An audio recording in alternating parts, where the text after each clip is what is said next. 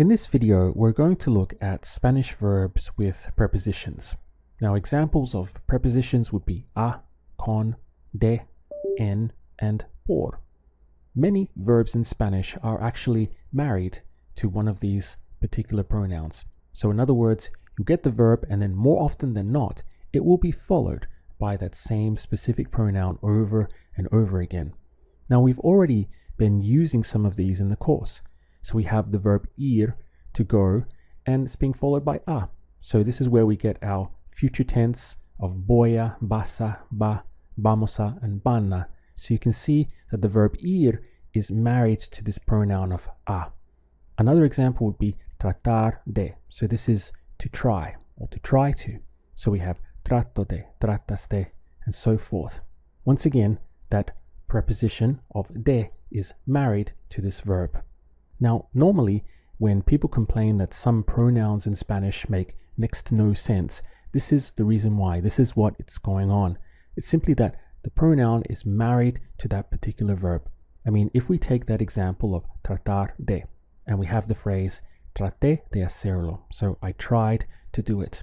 Now, this preposition of de, we associate the meaning of or from, so it really doesn't make much literal sense. The key is to actually learn them in pairs so that you're not worried about the literal translation of this preposition. You simply realize that it's married to that verb. So this is why it's a good idea that we learn these particular verbs in pairs with their corresponding preposition. As part of this lesson, I've also prepared a PDF for you, so it'll contain the most useful ones that you should know.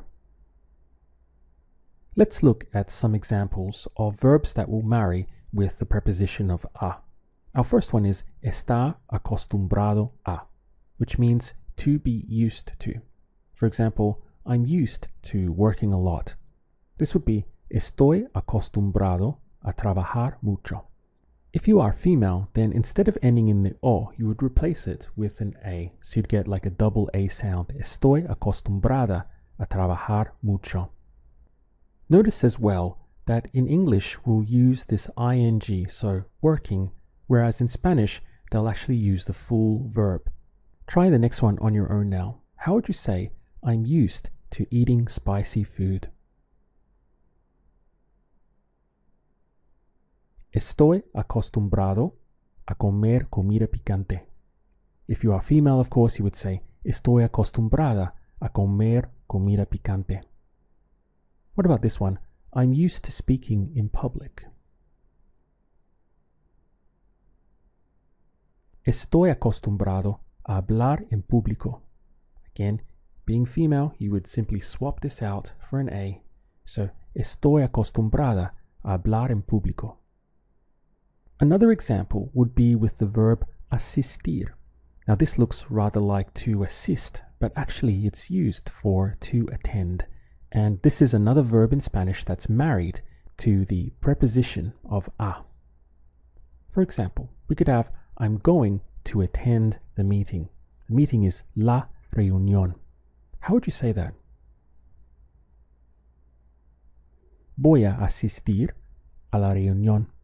So here you can see that we actually have two verbs in a row, each one married to the same preposition, because we have voy a followed by asistir a. Because we're learning these verbs with their prepositions in pairs, we're not bothered or put out by the fact that they're there in the structure. We simply know that the prepositions are married with the verbs. So, voy a asistir a la reunión. What about this one? Did you attend the funeral? The funeral is el funeral. ¿Asististe al funeral? I've put this next example in to show you that we don't always have to include the preposition of a after the verb. Because here we have the verb at the end of the sentence, there's nothing following it. So something like I'm sorry but I couldn't attend would simply be lo siento pero no pude asistir. You wouldn't say asistir a because there's nothing following it. That's the end of the statement.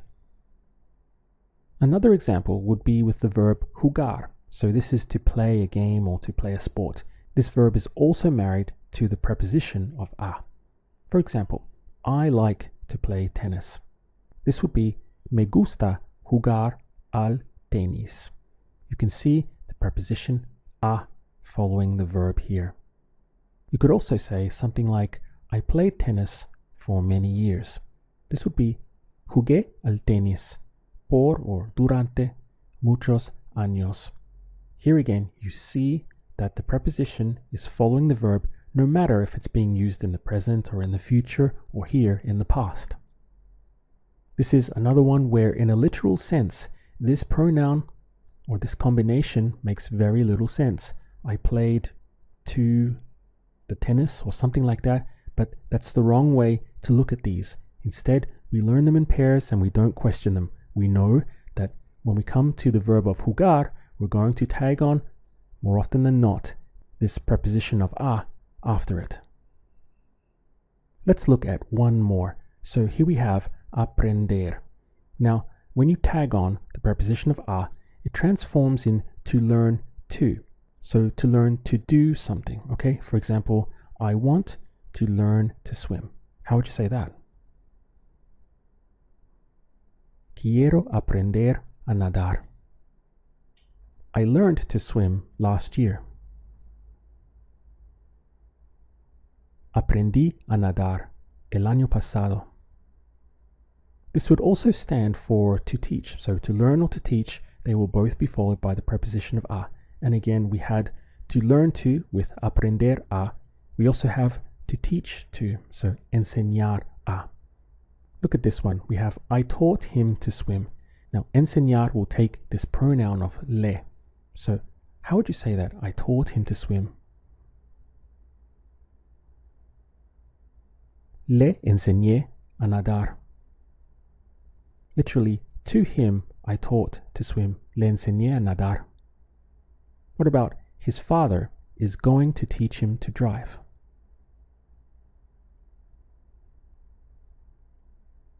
Su papá va a enseñarle a manejar. His father is going to teach to him, enseñarle. Now, after enseñar, doesn't matter if we're tagging on pronouns or not, this preposition of a will follow it. Su papá va a enseñarle a manejar. Including these prepositions makes your Spanish sound very natural because it's exactly what native Spanish speakers will do. Something interesting is that sometimes when you add a pronoun onto a verb, it will actually change that verb's meaning. For example, we have saber, to know, but if we tag on the preposition of a, so we have saber a, now the verb means to taste like. This is why if you had a phrase like it tastes like chicken, in Spanish this would be sabe a pollo. So you can see that they're using the verb saber, saying it, right? This is the angle of it, he, she, it, sabe, throwing in the preposition a. So now it changes to it tastes like chicken, sabe a pollo. Next up, I'd like to look at examples using the preposition of de. We could have depender de. This means to depend on. How would you say it depends on the weather? Depende del tiempo. So here we have it depends with depende. Now it's married to the preposition depende de. Now the weather is el tiempo, the same as the time. So depende del tiempo. How would you say it depends on you? Depende de ti. It depends on them. Depende de ellos. Another verb is cuidar de. This means to take care of or to look after. How would you say she's going to take care of the cat? Va a cuidar del gato. I looked after the house for them. Cuidé de la casa por ellos. Here we have the verb cuidar, but now in the simple past. So cuidé. Now I looked after the house. You can see that here we have a preposition that doesn't really make much literal sense. I looked of or from the house. But again, we know that this is the wrong way to look at it. Instead, we just accept the fact that we have this cuidar de as a phrase whenever we're talking about looking after something. So, cuide de la casa por ellos. Notice the use of por because this is a substitution. Instead of them looking after it, we are. Another one would be with the verb disfrutar de. So this is to enjoy. Again, really doesn't make much sense having this pronoun here, but we just learn it as a pair. The two are married together. Let's try using it. Did you enjoy the show? The word for show is espectáculo. ¿Disfrutaste del espectáculo? You're going to enjoy the party. ¿Vas a disfrutar de la fiesta? Without knowing that this verb and this preposition are married together, it would be very easy to simply make the mistake of vas a disfrutar la fiesta, exactly as we would say it in English. However, this will be heard as a mistake because you did not include the de. So, vas a disfrutar de la fiesta. One more. How would you say I didn't enjoy my birthday? No disfruté de mi cumpleaños. Next up, let's take a look at the verb salir, which means to go out or to leave. Now, if we tag on preposition of de, so we have salir de, it means to leave someplace. So where you are or where it was, you left that place. For example, I left the house at 9 o'clock. This would be salí de la casa a las 9. Instead of saying salí la casa, so I went out or I left the house, it must be salí de in order to sound natural. So salí de la casa a las 9. How would you say they just left the office? Acaban de salir de la oficina. Here again, you can see that we have two examples in a row of where a verb is married to the pronoun. So you have acabar de, that would be the full verb plus preposition, but they just, so acaban de, left the office, salir de, two examples in a row where a verb is married to the preposition of de. Acaban de salir de la oficina. One more. How would you say we left the concert early? Salimos del concierto temprano. If we take the verb dejar and we tag on the preposition of de, this would translate into the meaning of to stop doing something. For example, I can't stop yawning. The verb to yawn is bostezar. So this would be no puedo dejar de bostezar. Here we have our verb married to the preposition. No puedo dejar de bostezar. How would you say I need to stop smoking?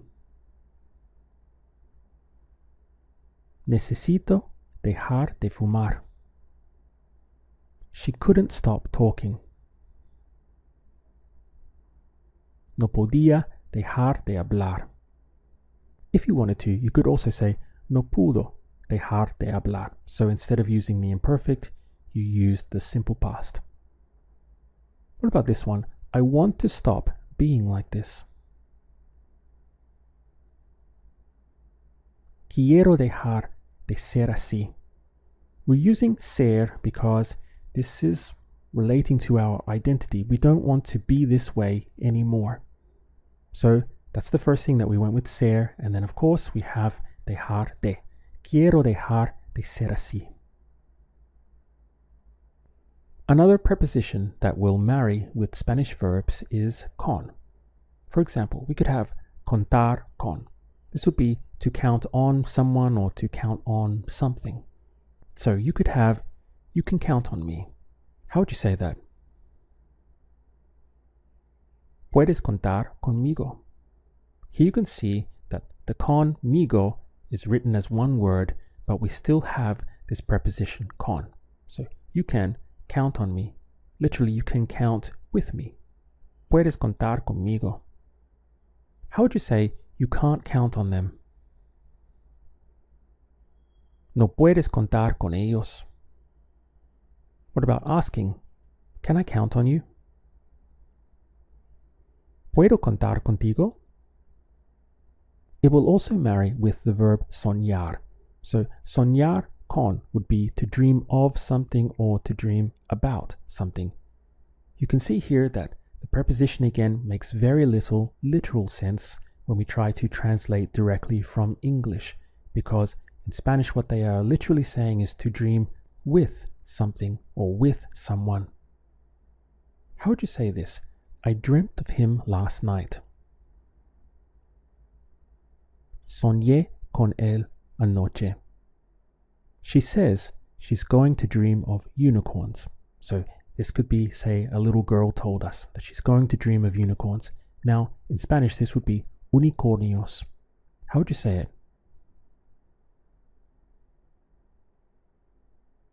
Dice que va a soñar con unicornios.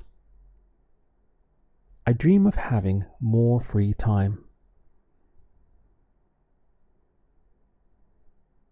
Sueño con tener más tiempo libre. Notice here again, as is so often true with these prepositions, in English we will use the ing, so having, whereas in Spanish they will use the full verb.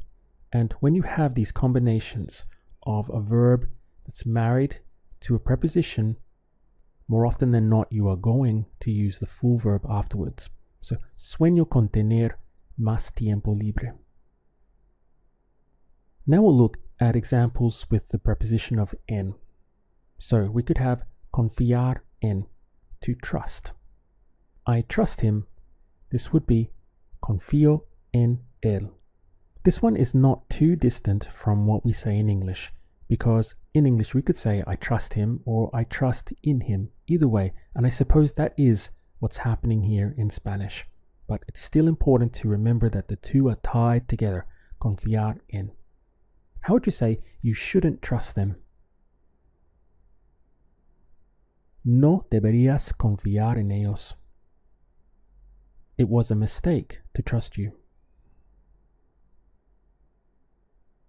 Fue un error confiar en ti. Another one would be consistir en. So this is to consist of. This does not make much of a literal sense. So again, we just learn it as a pair. Consistir en, to consist of. How would you say it consists of salt and water? Consiste en sal y agua. It consists of 3 parts. Consiste en 3 partes. We could also take the verb pensar, which means to think, but by tagging on the preposition of en, it transforms into think about. How would you say, I think about her all the time? Remember that this verb will split when it gets conjugated, so I think is pienso. Pienso en ella todo el tiempo. Are you thinking about the meeting tomorrow? ¿Estás pensando en la reunión mañana? She thinks about her daughter every day. Piensa en su hija todos los días. As you can see, in every case, no matter the angle or whether it's future, present, or past, this verb is married to this preposition.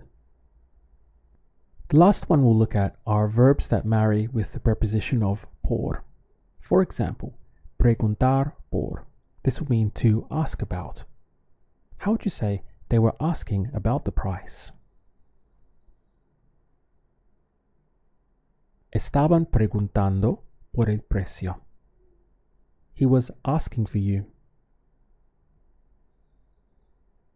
Estaba preguntando por ti. Every time I see him, he asks about you. Cada vez que lo veo, pregunta por ti.